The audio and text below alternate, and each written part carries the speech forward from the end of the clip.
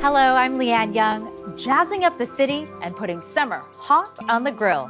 This is our Vancouver.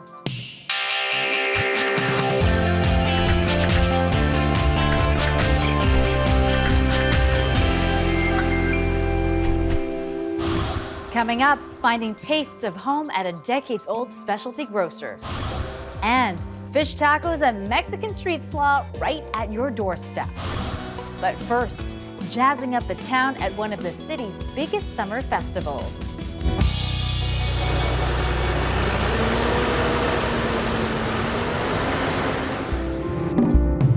Sometimes you have to gaze into a well to see the sky.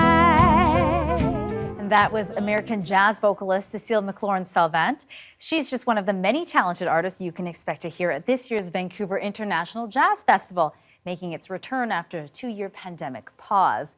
And joining us now with more is Nina Horvath. She's the executive director of the Coastal Jazz and Blues Society, which puts on the festival every year. Hi, Nina. Thanks for joining us. Hi, thanks for having me. So, Nina, tell us, what's it been like, putting the festival back on after 2 years where most of us have been at home? It's been very exciting and very new. I'm new to the organization as well, so it's been a pretty eye-opening and rapid journey to learn about all of it, and it's been frenetic, but also really exciting for all of us to have the music come back to audiences. Yeah, absolutely. And are you seeing people rushing to come back yet? How's that been going? Yeah, people are definitely excited. I mean, a little tentative maybe to come out to shows, but we always prioritize safety for our audiences, and we've got outdoor and indoor venues, so there's something that will suit everybody and your comfort levels right now. And you guys have got a great new venue this year, Ocean Artworks? That's right. We actually did a few shows there last summer during the pandemic as a little bit of a trial,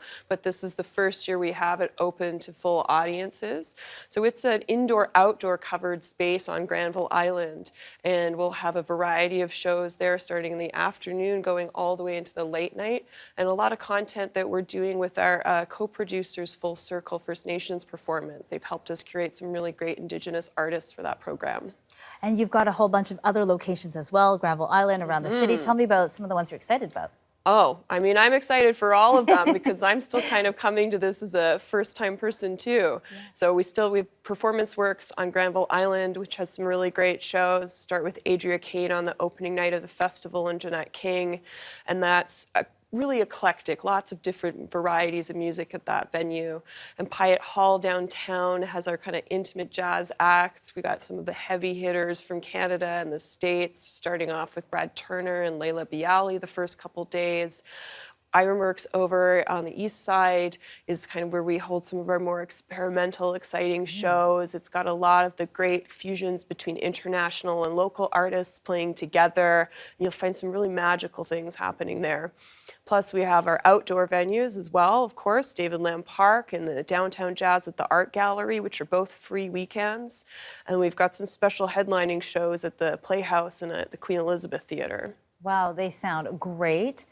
So off the top, we heard American jazz singer Cecile McLaurin-Salvant. She just won a big award, and she's one of the headliners this year. So tell us a little bit more about her. What are some of her influences? Absolutely. So she is really influenced by all of the great singers of the jazz history and oeuvre that you might think of. So she grew up listening to a wide variety of music in her home from many different styles and cultures, and then through her training really got influenced by artists like Bessie Smith and Billie Holiday and Sarah Vaughan, and early in her career emulated those, and since then has really moved into her own unique voice. And so who are some of the headliners? Who are the people you're also really looking forward to? For sure. So our biggest headliner is on July 2nd, we have Lucinda Williams, who's a blues-inspired artist. She's been singing and performing for 4 decades now, and her latest album really comes back to her blues roots. So that's at the Queen Elizabeth Theatre.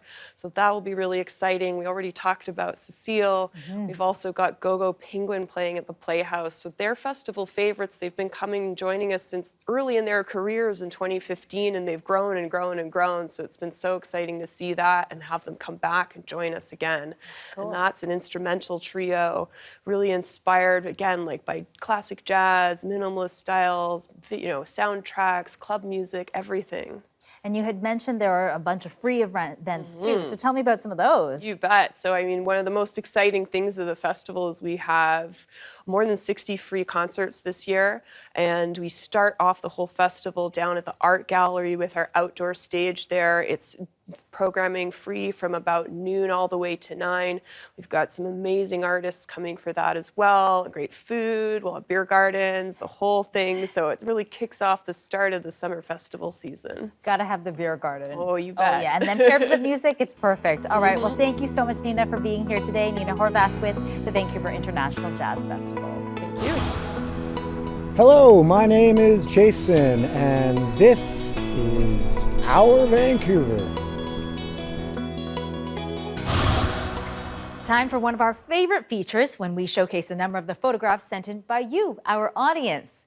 Sylvester Law spent some time getting to know a new family at Burnaby Lake, a sandhill crane chick and its mother enjoying a sweet meal together. And this dazzling rainbow was chased down by Sandra James at McBride Peak. That really sparkles.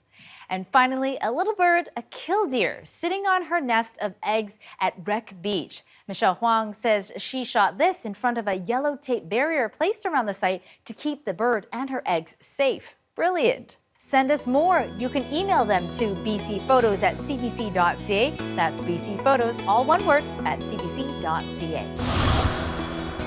Coming up, storm chasing in the name of science. Severe weather has researchers studying a frozen phenomenon. Johanna Wagstaffe will explain.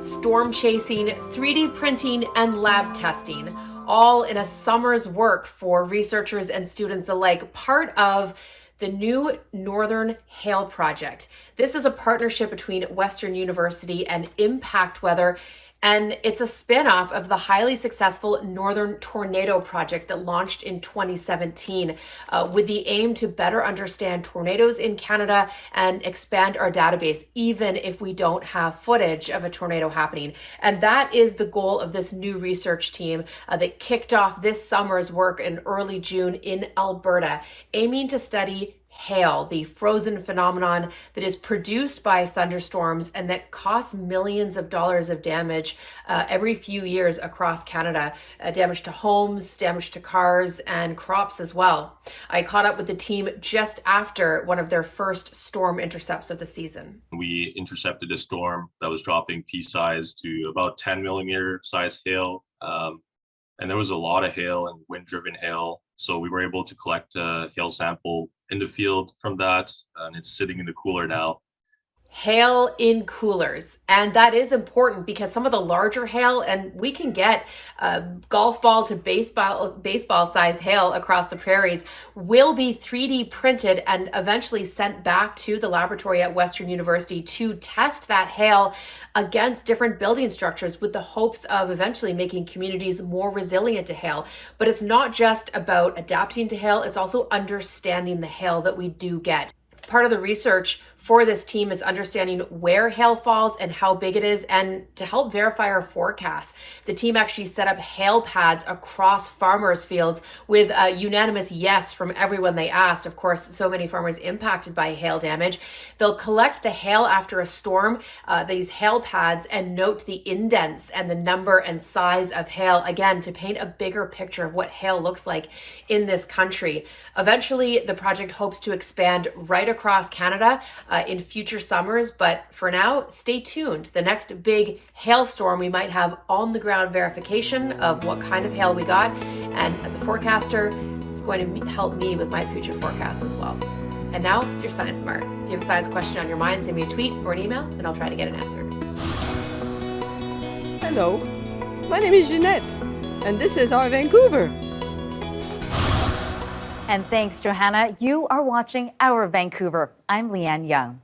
Well, summer barbecues on the beach, it's one of the best parts of Vancouver summers. But this weekend, while we celebrate our dads, a Vancouver restaurant and food delivery service is hoping we'll turn the page on the tried and true beef burger. Harper Moll is the head chef at Tractor at Home. Hi, Harper. Hi, thanks for having being me. here. So tell us, how did Tractor at Home come about? Because you have the cafes normally. Yeah, absolutely. So we have 10 locations across Vancouver that serve our sort of cafe business. But then during COVID, we really wanted to continue to deliver our customers everyday healthy foods just at home. So Tractor at Home was born, and we do fully prepared meals that are delivered straight to your doorstep and require very minimal prep. Most of our items are kind of heat and eat or ready to eat. So it makes it super easy for families. And is it a subscription type of service? Yeah, it's a subscription, but it's like a light subscription, we like to call it. It's fully customizable. You're not tied to anything, and you can cancel or pause with one click. Cool. Okay, and you've got a great summer menu. So tell us about what's new. Yeah, so we have our fish tacos, which is probably my favorite menu item that we have right now. It has, actually, I'll show you how to assemble it right now. Okay, yeah, just to because show you they how kind of easy come it is. packaged like this, right? Yeah, so show me which exactly. pieces they actually come with. So the fish comes with a beautiful cilantro lime marinade with some like orange juice and cilantro. And this is it right lime here? juice, and this is fully cooked. And so we'll just go ahead and add this to our grilled tortillas. So the tortillas just need like a few minutes on like a hot grill just to kind of get into some nice color and make them nice and warm. Okay. So yeah, all of our meals come packaged for 2 people, but it's really easy to double up a portion if you want to serve a family or 4 or anything Great. like that. So there we are. We have the beautiful fish, and then So we have this is for a portion for 2 at this point. this is a portion for 1. Oh, for one. usually, Okay, so like, they're very it's double generous that. portions. Absolutely, yeah. We're not shy about the portions for sure. So we have a little bit of our slaw to go okay. on top. Nice. And then some cilantro, if you like it. Right. Do you like I'm a cilantro? fan of cilantro. It does not taste like soap to me. Yeah. And then we have some beautiful, I think the sauces are really what makes everything come together. This is a delicious chipotle yogurt crema. Nice. So this can just be like spooned right on top. And again, like there's no mixing or cooking or anything here. It's just fully assembled and ready to go. These are your recipes, right? Yeah, these are all my recipes. I feel like I need to give them a try, don't I? Absolutely. Okay, all right. I have a so napkin should ready I just for you. wrap these up and give it a little bite? Yeah. Okay. It's really good. Delicious. The sauce, like you said, excellent.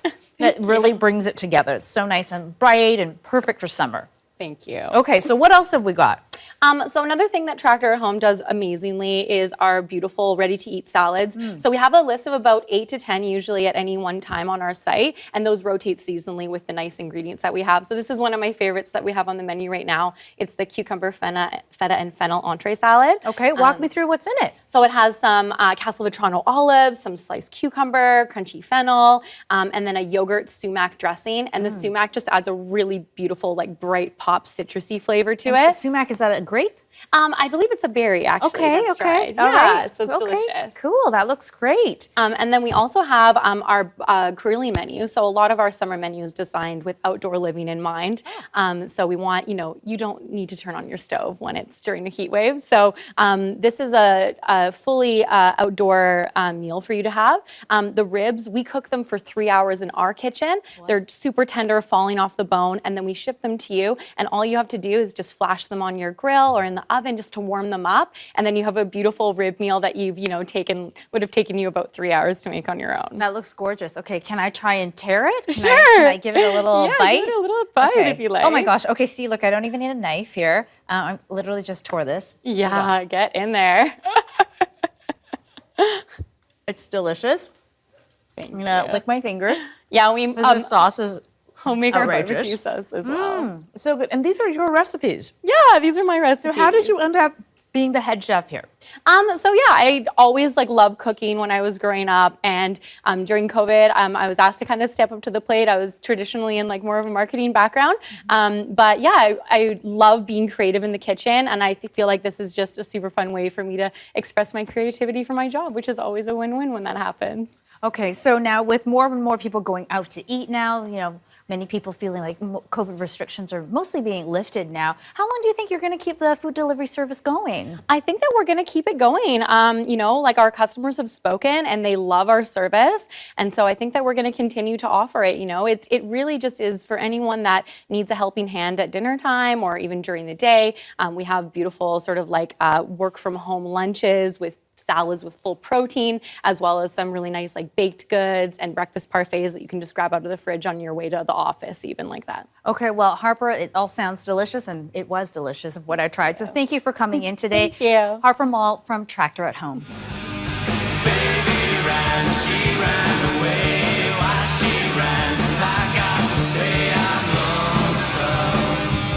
If you want to see some live music, classic Vancouver rockers at 5440 will play Victoria's McPherson Playhouse Tuesday, June 21st.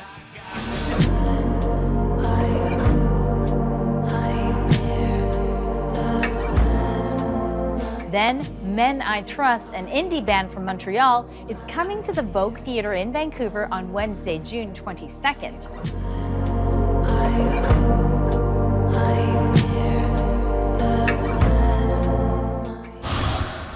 Hey, I'm Grant Lawrence from CBC Music here with some pretty great news about an incredible train ride called Tracks on Tracks, which stuffed a whole bunch of Canadian musicians and fans into a train rolling from Vancouver to Toronto, and it happened exactly 10 years ago this month. It all came together through a partnership between Via Rail, CBC Radio 3, and Green Couch Productions. The ride featured live music performances on the train and at train stations by bands like Shred Kelly, The Bell Game, The Matinee, and many others. It was kind of like a modern-day Festival Express, the train ride across Canada back in 1970 that featured musicians like Janis Joplin, The Band, Buddy Guy, and others. They sure showed us a good time, baby.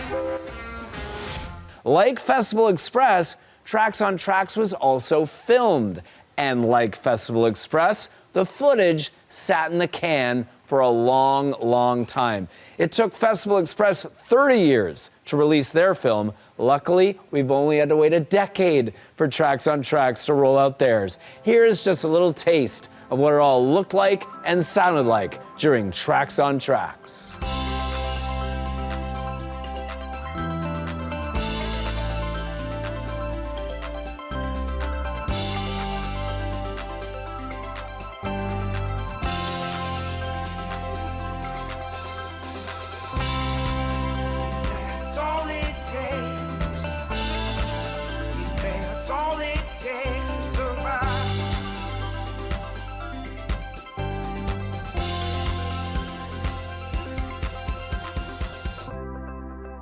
Yes, it was an epic ride, and yes, I had the utmost pleasure of representing the CBC during that week on the rails. Here's a little clip of how much fun I had.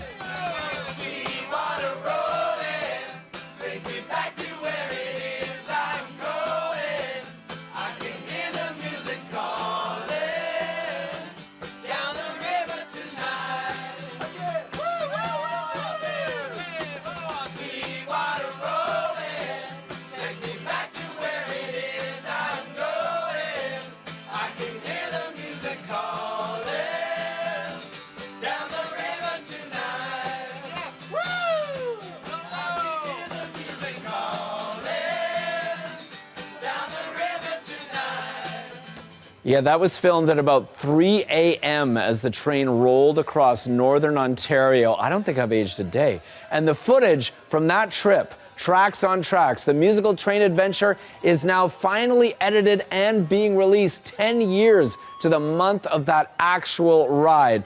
But unlike Festival Express, Tracks on Tracks will be rolling out as a series online. 20-minute documentaries on each band that took part, 2 episodes a week, rolling out right now on the Green Couch YouTube channel. Tracks on Tracks is the series that you need to add to your watch list for this month. I'm Grant Lawrence from CBC Music. I'll check in with you again soon. Coming up, to preserve or not to preserve, Ute Lee explores this question in some of Vancouver's oldest neighborhoods.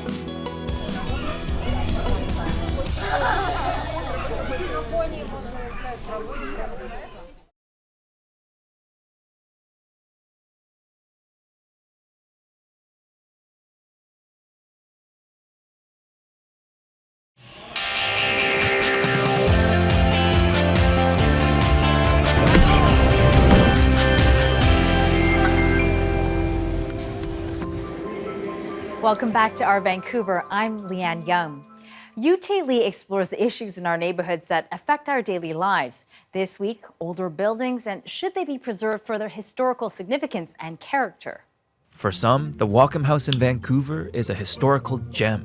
Built in 1913 for shipbuilding magnate George Wacom, it's a fine example of the arts and craft architecture movement and quite possibly, and I quote, one of the most important residential commissions undertaken by the architect R. McKay Fripp. Just look at its stucco exterior, flanking buttresses, bracketed eaves, flat open gables, and the centerpiece of it all, a large leaded glass window over the front stairwell. Breathtaking, right? Well, not if you ask the owners. In 2012, they filed an application to tear down this building because they wanted to build something else on it. And, well, that's where things got a bit messy. The local government moved to protect the building, the owners relented. The government then officially denied a demolition permit, which led the owners to sue the city. And that resulted in a case that went all the way to the Supreme Court of British Columbia. And at the end of the day, the Wacom House was saved. Well, of course it was. I'm standing right in front of it. But there's a bigger story here. One about the fate of older neighborhoods as a city develops. And I feel very conflicted about it.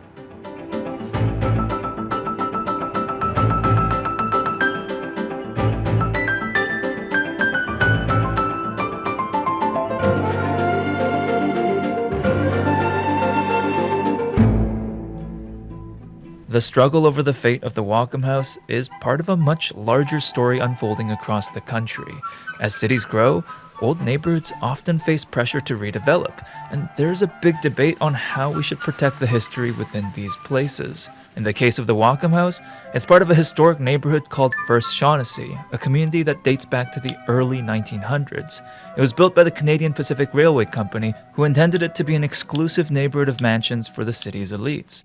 Today, it's filled with well-preserved homes that serve as some of the best examples of the architecture of that era. Styles like Craftsman, Tudor Revival, Queen Anne Revival, Colonial Revival, Neoclassical Revival, and of course, English arts and crafts. But First Shaughnessy is also in the heart of Vancouver, and its central location means that there is a ton of pressure to tear down these old homes and replace them with newer and denser buildings. So what do? Well, in Shaughnessy's case, the local government ultimately protected this neighborhood by law. In 2015, it was designated a heritage conservation area, and with those new rules, homeowners were no longer allowed to demolish their buildings. The Craftsman, Tudor Revival, Queen Anne Revival, Colonial Revival. Shaughnessy's case is representative of a much larger trend. In the last couple decades, heritage conservation areas have popped up all over Canada. If we put aside the heritage factor for a minute, protecting a neighborhood in the middle of a city is kind of bizarre. In the case of First Shaughnessy, the neighborhood is a 30-minute walk from downtown Vancouver, a city with a housing crisis. Obviously, lots of people would live here if there was more housing available.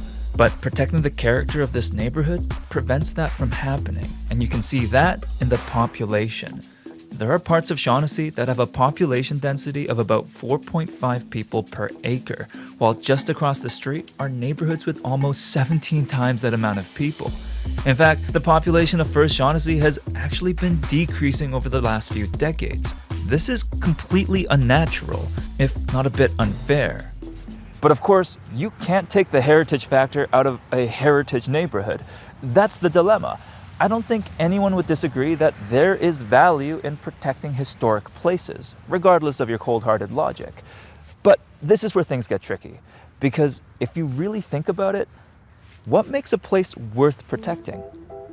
Well, when you read up on the heritage laws and policies of major cities across Canada, you begin to notice some pretty common threads. Cities tend to preserve a building if it's an early or excellent example of a certain architectural style. It's built with special materials or methods that set it apart from other buildings. It's designed by an influential architect, or it's connected to an important person, organization, or event in the city's history. Now, on the surface, that sounds pretty straightforward. But on the ground, it tends to produce a pretty biased outcome. We often end up preserving the buildings of wealthy homeowners. Those are the people who can afford famous architects, who might produce an excellent example of a certain architectural style, with special materials or methods that make it unique. And if they're wealthy, there's a good chance that they're an important person in the city. And that preserves something else: wealthy neighborhoods. Today, Shaughnessy is one of the most exclusive neighborhoods in Vancouver, and it really acts that way. The residents here have a long track record of opposing new developments like townhouses and rental apartments, not necessarily to preserve its heritage, but to preserve its wealthy demographic. In the past, residents even opposed expanding the local hospital because they didn't want lowly hospital staff moving into their neighborhood.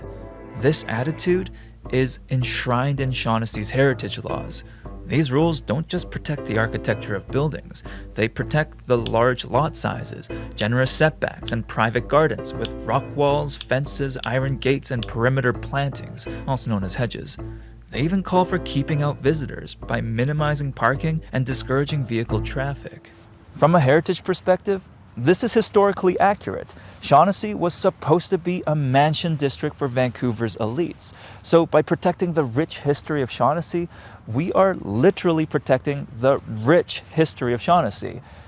But I think it's worth taking a very critical look at heritage policies like this. First off, I think our approach to heritage protection has blind spots, and you can see that in the heritage we leave behind. Just a few kilometers away from Shaughnessy, there was once a neighborhood known as Hogan's Alley. It was an ethnically diverse community that many saw as a hub for Black Canadians in Vancouver. And this is Hogan's Alley today. It was demolished in the 60s to construct these overpasses, effectively erasing the history of this community. And I think we have similar examples happening today. There's a row of Filipino businesses next to the Joyce SkyTrain station that have been described as the heart of Vancouver's Filipino community. Right now, there's an application to demolish them to construct a 32-story condominium. A few kilometers away is the neighborhood of Little Saigon, where many Vietnamese refugees settled after the Vietnam War. You'll find some of the best banh mi in the city here, but today, there are no less than 12 new buildings under development in this area. I would argue that these places are an important part of a city's history, but they usually don't match our traditional architecture-focused criteria for heritage, and so we tend to lose them. But more than anything, I think it should be concerning when our heritage policies end up creating exclusive neighborhoods that actively try to prevent people from living in them or even visiting them. We need to be careful that heritage protections don't end up being used as a tool to exclude others, because, in my opinion, that defeats the whole purpose of heritage protection. Despite everything I've said in this video, I truly believe there is a real value in preserving heritage when it's accessible for people to experience and interact with for themselves. But what's the point in protecting our heritage if it ends up behind iron gates and hedges? Because at the end of the day, if we aren't protecting heritage for us, who are we really protecting it for? I want to end on a slightly more uplifting note and share some examples of heritage protection that I personally enjoy. Okay, for starters, I think Halifax, Nova Scotia does a pretty good job of blending old and new. Its downtown area has policies that focus on preserving heritage while encouraging economic growth. The result? New buildings that incorporate the original heritage buildings on the ground floor. Might not be everyone's cup of tea, but I think they look pretty cool. Another example I like is the West End of Vancouver. It used to be a mansion district, just like Shaughnessy, but after several different waves of development over several decades, it's now filled with a unique mix of architectural styles. For example, on just one block, you'll find an apartment built in the 70s across from housing built in the early 1900s, which is next to an apartment that was built just last year. I think the West End and neighborhoods like it remind us that there can be a nuanced approach to heritage protection. It doesn't have to be an all-or-nothing dilemma between protecting everything or saving nothing. It can be messier than that. And given how messy our heritage is, I think that's okay.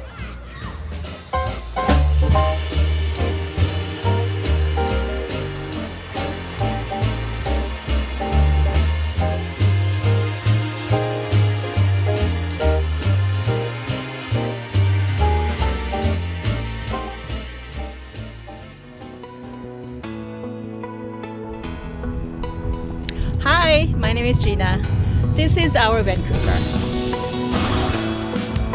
Coming up, it's not a pop-up shop, but we bet you can find that nostalgic comfort food you've been craving at one of Vancouver's longest-standing specialty grocers. Thank you so much. Beef burger?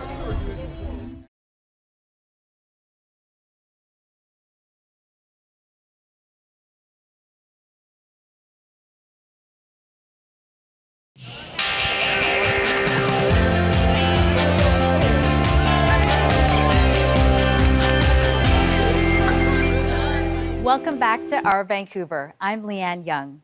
A specialty shop in Surrey has been serving one of the world's largest diasporas for more than 3 decades. In this series, we're highlighting Asian Canadian business owners for Asian Heritage Month. The CBC's Michelle Elliott spent a day with Vinita Kumar, owner of Indo-Fiji Supermarket. Customers, when they come in, they have a sense of pride when they walk into the store to see that they can get what they want, what they're used to from back home. They're able to eat and live the same way. They're able to blend into the community otherwise, but at least at home, they're themselves.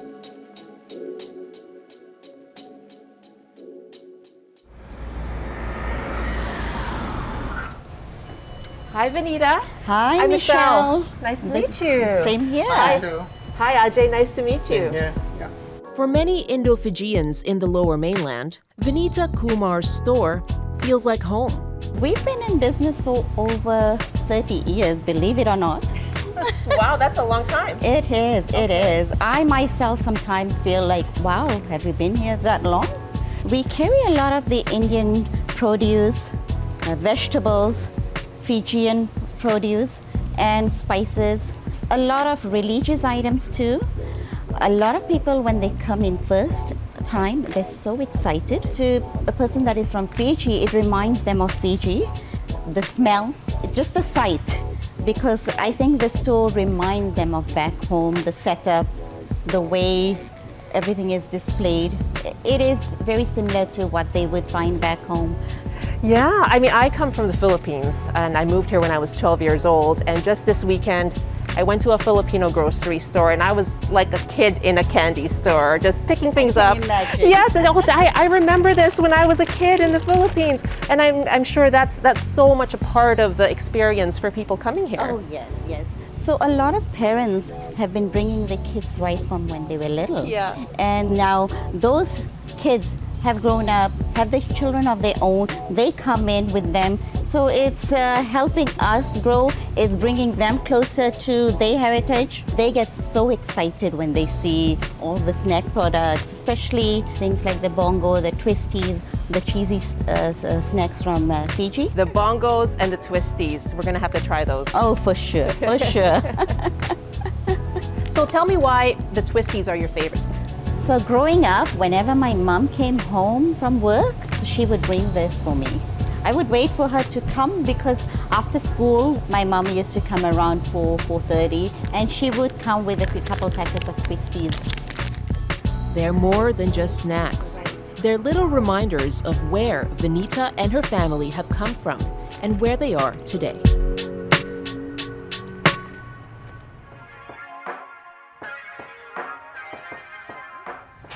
And so here we have breakfast crackers. So they were more of a staple for breakfast. Growing up, like cereal wasn't available as abundantly as it is now back home.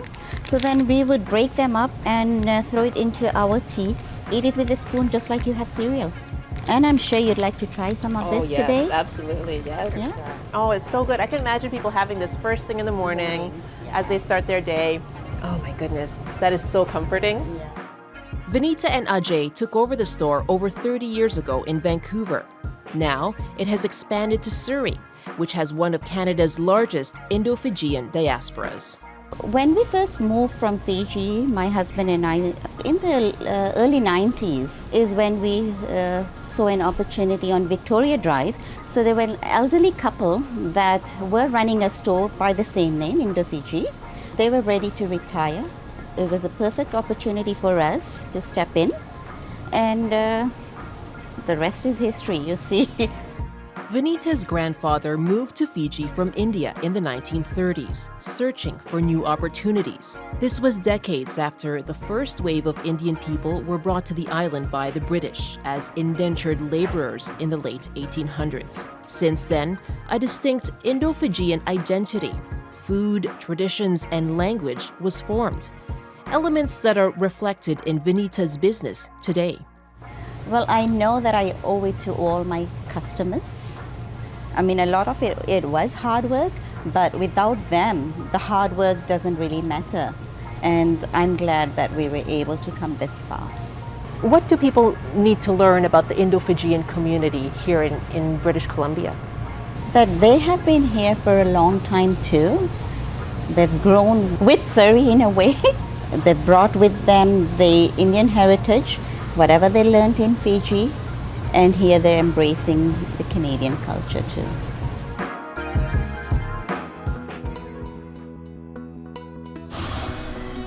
Hi, I'm Gloria. Hi, I'm Sayuri. And this is our Vancouver. Zandra Rhodes may not be a household name here in Canada, but in England, she's top shelf. She's designed clothing for Princess Diana and Freddie Mercury, and she's an actual dame. Now she's teamed up with Vancouver shoe designer John Fluvog to create a new collection of shoes. Gloria Makarenko caught up with both on CBC's afternoon radio show On the Coast.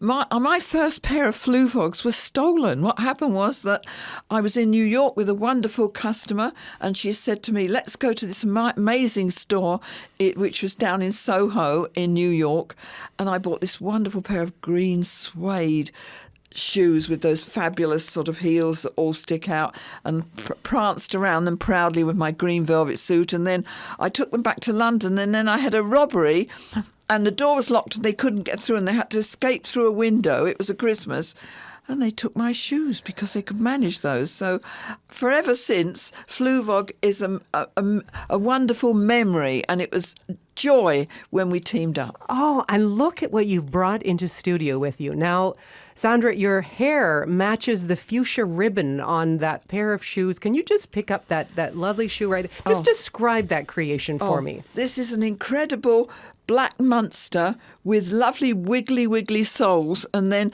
John has had his team have put we're all over wiggle in little stitches all over the whole thing, and it's got a wiggly buckle, and it's got a strap across it with gorgeous pink pleated frill around it. Well, with shoes like that, you don't need anything else, John. I mean, what do you think whole outfit when you're designing, or do you just think about this? I'll say crowning glory, but it's really on your feet. This is what gets all the attention. That's a simple answer. It's all about the shoes every time. Yeah. Never changes. Okay, so what goes into this collaboration? How do you even begin to have conversations about what you're creating? Thank goodness for Zoom. Yeah, thank goodness for Zoom. Okay, so tell me. It was during the pandemic, and we did do it over Zoom. And when one is thinking about a collaboration or it's tabled and we start thinking, about it, it's very important to me that there's synergy there and that we're both feeling the same thing, because I don't want to get down the road a little bit on something and that person is going, oh, no, that's not what I was thinking. I don't want to do this. Or it's all about me. You got blah, blah, blah, So it just sort of, we sort of dip our toes in a conversation and we start talking. And if we start liking the way it feels, I'm sure she feels exactly the same way, Zandra, we sort of carry on. And we said, okay, well, we'll send you a few things and you send us a few things. And okay, we'll do that. And so it crosses over, and then we have another meeting and go, yeah, well, we got your package and we think that maybe we could go here. Or go, yes, that's great, blah, blah, blah, back and forth. And we start moving in that, And that's they're how so it's wearable. Yeah. My girls couldn't wait to be trying them on and wearing them. Yesterday I wore these fabulous boots where John's not only got my print over the toes and on the heels, but he's also done a special jacquard wiggly weave in the whole thing. So they're dramatic, practical boots, but they take you into another fantasy world. Well, they do. Those need to be displayed. Those boots belong in a museum, frankly. They can belong use in a them. museum. You can have them displayed in your house and then wear them now and again. Right. I love that. So talk to me a little bit more, Zandra, about the textiles, about what goes into your creative process as your John's team would show us what they were thinking of, and then we'd supply some more slightly smaller prints so that the designs would go into the size of a shoe. And then with my team, I always say, if you wouldn't wear it, then that's not right for design. So you've got to look at it and say, yes, I really would like to be wearing that. I really would like to display that. I mean, his shoes are made to be both on pedestals and worn. That's good. Well, you wore them at a very public occasion recently as yes, well. I during wore, the Queen's I had Diamond these for Jubilee. the Queen's pageant. Jubilee. Yes.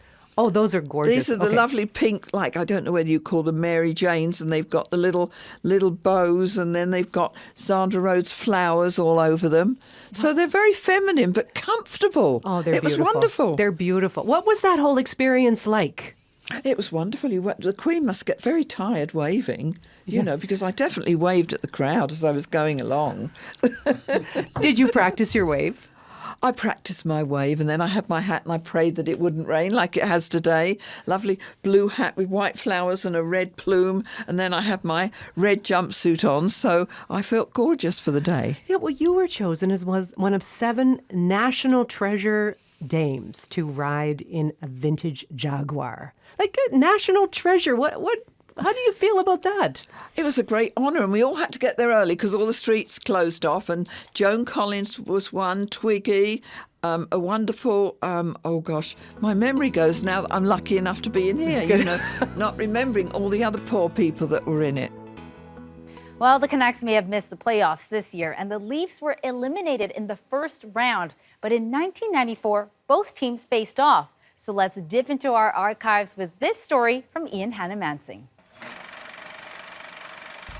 This is a city with magnificent views, long beaches, and a definite attitude about people in Toronto. I would say they're arrogant. I would say that they're obnoxious. I would say that they've got big attitude problems. That sentiment is not uncommon here, and ever since the Leaf Canucks series began, the Toronto bashing has been even louder than usual. A local newspaper cashed in early with a Why I Hate Toronto contest. All week, the fax machines have churned out hundreds of reasons. Most people have taken this as a joke. There's the odd crazy who's sending us in some nasty stuff, but I would say 99.9% of them are good fun. Like this woman's entry, which read, They come out here, they visit, they see it, they like it, they move out here, they take our jobs, they walk by the desk all day and talk about the Leafs. She's talking about her boss, who moved out here from head office in, you guessed it, Toronto, just 4 months ago, and was surprised by how people feel about his hometown. Well, I think this is pent up over a lot of years. A lot of people have been dictated to by the people in the East, and this is a real good way of venting their frustrations through the hockey team. And more frustration today when the start time for the game in Vancouver was bumped up to 6 o'clock. To accommodate the Eastern TV audience. Get the deal where we've got to accommodate the East by bringing our start times from 7:30 down to 6 o'clock. I mean, I want to watch the game too. Maybe they should accommodate us by moving their start times from 4:30 to 5:30. The early start meant fans had to scramble to get home and to the rink to see the game. But at least they had someone to blame. Ian Hannah-Mansing, CBC News, Vancouver. When we bring you stories here at CBC Vancouver, we have award-winning photographers out capturing the images that say so much. Still images add context and bring a lot more to the understanding of an event or an issue. Here are some of the latest from what happened this past week. And that's all for our Vancouver this week. Till next time, I'm Leanne Young. Bye for now.